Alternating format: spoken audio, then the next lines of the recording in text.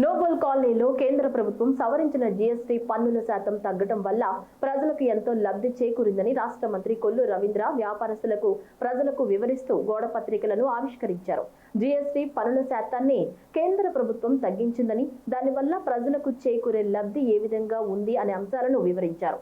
రాష్ట్ర మంత్రి కొల్లు రవీంద్ర మాట్లాడుతూ జీఎస్టీ 2.0 సంస్కరణలతో పేద మధ్యతరగతి కుటుంబాలకు ఎంతో లబ్ధి చేకూరిందని తెలిపారు.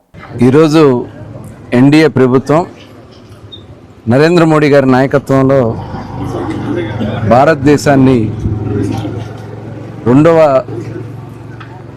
ఆర్థిక పరిపుష్టిత కలిగినటువంటి దేశంగా ముందుకు తీసుకెళ్తా ఉన్నారు.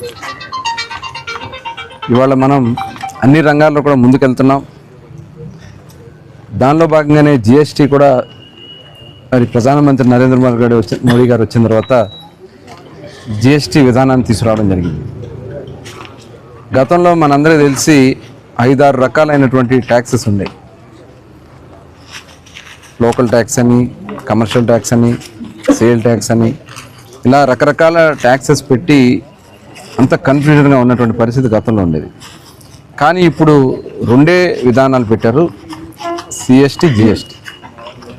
సెంట్రల్ గవర్నమెంట్ ట్యాక్స్ కానీ ఇప్పుడు జిఎస్టీ కిందే వస్తుంది. అంతా కూడా టోటల్ జిఎస్టీ కింద తీసుకురావడం వల్ల ఆర్థికంగా కూడా మరి వ్యాపారస్తులకి అలాగే కస్టమర్స్కి, కన్స్యూమర్స్కి ఇబ్బంది లేకుండా చేయాలనే లక్ష్యం పెట్టుకున్నారు.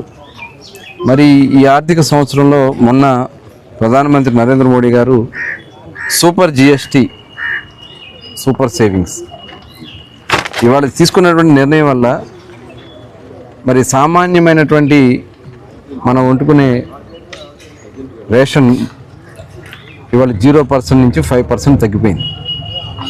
దానివల్ల ప్రతి కుటుంబానికి దగ్గర 15,000 రూపాయలు ఆదా అవుతున్నటువంటి పరిస్థితి కనబడుతుంది.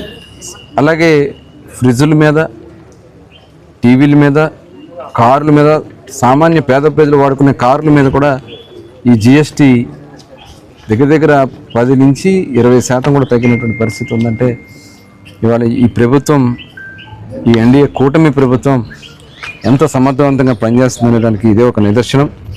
కిరాణా సామాగ్రి కానీ, రోజువారీ సామాగ్రి కానీ, దుస్తులు, పాదరక్షలు, అలాగే మందులు గతంలో 12% ఉండేది, ఇప్పుడు కొన్ని వేట్ల మీద మటుకి 5% మాత్రమే.